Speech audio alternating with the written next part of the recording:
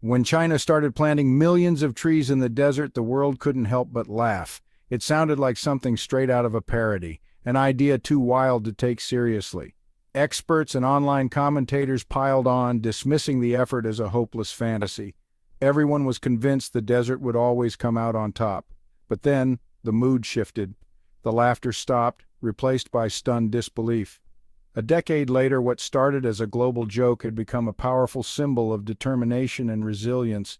So how did one country take on the desert with nothing but seedlings and actually succeed? Let's dive in. When news broke, the world's reaction was swift and merciless.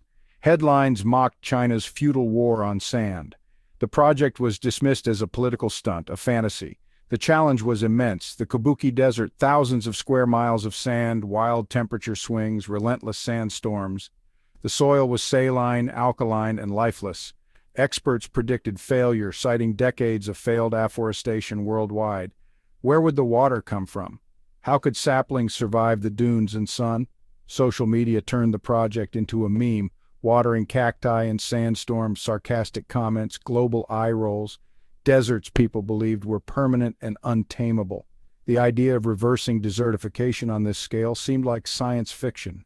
Critics called it a colossal waste of money, billions poured into the sand. Even within China, doubts simmered among officials and scientists.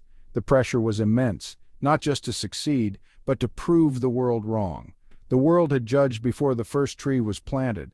But on the ground, teams weren't reading headlines, they were digging. They prepared to challenge the world's certainty, one seedling at a time. The project was born not of hubris but of desperate, unyielding hope. While the world waited for failure, the real work was just beginning. The narrative was set, a fool's quest, doomed to fail.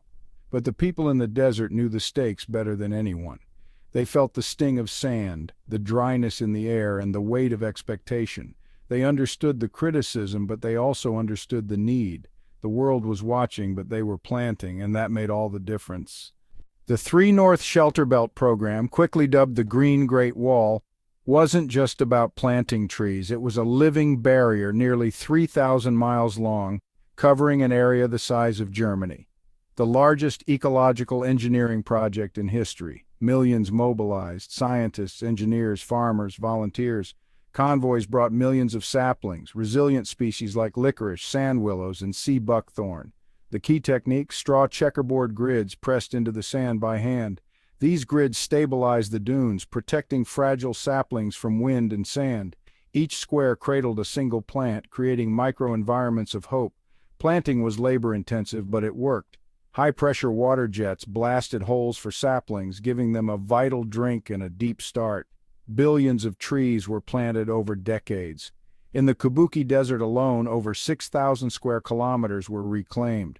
For locals, this was survival, not just policy. Scientists developed drought-resistant plants and studied the desert's complex ecosystem. Failures were frequent, but each one taught a lesson. The project relied on local participation. Farmers and herders became guardians of the new forests. Financial incentives tied livelihoods to the survival of the trees. It was a socio-economic revolution as much as an ecological one. While the world laughed, a quiet, determined revolution was underway. Human effort, low-tech innovation, and long-term vision laid the foundation for a new ecosystem. The Green Great Wall was built, not with concrete, but with grit and life. The project became part of daily life, a fight for the future. The world saw a joke, the desert's edge saw hope. This was not just planting, it was transformation. The Green Great Wall was rising, one straw grid at a time. The world's skepticism was met with relentless action. The desert was being challenged, and for the first time, it was losing ground. The impossible was becoming reality. Planting was just the start. The real war was against the desert itself. Ferocious sandstorms threatened to erase months of work overnight. Winds howled, burying saplings and tearing at straw grids.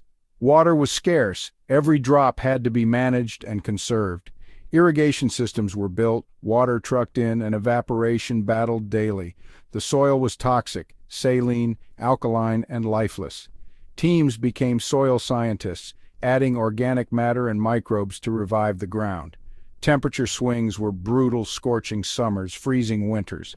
Only the toughest plants survived. Early failures were seized upon by critics as proof of futility. Morale was tested by setbacks and global skepticism, but perseverance became the greatest tool. When sandstorms buried a section, they replanted again and again. Each failure brought new insights, better straw grids, hardier plants, smarter water use.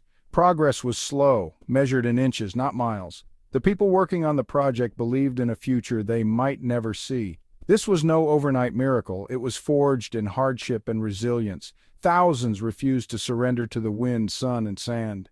They held the line, protecting fragile green shoots until they could stand on their own. The transformation was not magic, but relentless human effort. The desert fought back, but the planters fought harder. Every setback was met with renewed determination. The world doubted, but the desert's edge kept pushing forward. Inch by inch, the green advanced. The war against the elements was being won, one season at a time. The Green Great Wall was no longer a dream, it was becoming a reality, and the world was about to notice. For years, progress was slow and invisible to outsiders, but after a decade, satellite images told a new story: yellow sand speckled with green. The patches grew, merged, and became vast stretches of vegetation. The world, once dismissive, started to pay attention. On the ground, barren dunes became carpets of green, straw checkerboards decomposed, replaced by a living network of roots. The desert was retreating, sandstorms decreased, the new forests broke the wind and trapped dust. For millions, the air was cleaner, the sky clearer, life returned, insects, birds, rabbits, foxes. The project sparked true ecological restoration. The microclimate shifted, humidity rose, rainfall increased, and the forest began to sustain itself. Local communities thrived, new crops, ecotourism, and economic opportunities. Before and after images went viral, not with mockery but awe.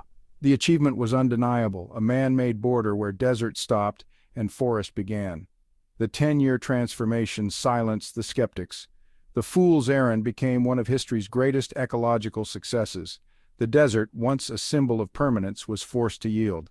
The world's laughter turned to stunned silence and then to envy. The narrative had flipped from hubris to perseverance, from failure to hope. The Green Great Wall was now a beacon for a world facing climate change. The impossible had been achieved. The 10-year miracle sent shockwaves around the globe. Scientists, officials, and environmentalists from across the world came to learn from China's Green Great Wall. The project became a global case study, featured in documentaries and scientific journals. China was hailed as a leader in fighting desertification. The key lesson: long-term commitment matters. The Green Great Wall proved that patience and persistence can solve even the toughest environmental problems. It showed the power of combining scientific innovation with local knowledge and community participation. Low-tech solutions like straw grids, advanced research, and local empowerment were the foundation. The project challenged fatalistic beliefs about environmental degradation. It proved desertification isn't irreversible. Human action can heal the land. Inspired by China, similar projects sprang up worldwide, from Africa to South Asia. Critics raised valid concerns: monocultures, water use, and biodiversity. The project is still evolving, a work in progress, not a finished masterpiece. Ongoing debate pushes for more sustainable, biodiverse solutions, but the impact is undeniable. The conversation about what's possible has changed. The Green Great Wall became a symbol of human potential and hope. The world saw that nations can mobilize to achieve the impossible. Mockery turned to envy, and envy to inspiration. The lessons of the Kabuki Desert are now shaping global restoration efforts. The planet's deserts may yet bloom. China's Green Great Wall is more than a story of planting trees. It's a story of changing minds. What seemed ludicrous became salvation. The world laughed because it couldn't see past the sand, but visionaries saw a green future. The result is a living monument to perseverance and imagination. Humanity can be a force for restoration, not just destruction. The boldest ideas, once dismissed, can change the world. What other impossible challenges await a bold idea and relentless effort? Let this story be a seed of hope. Thanks for watching.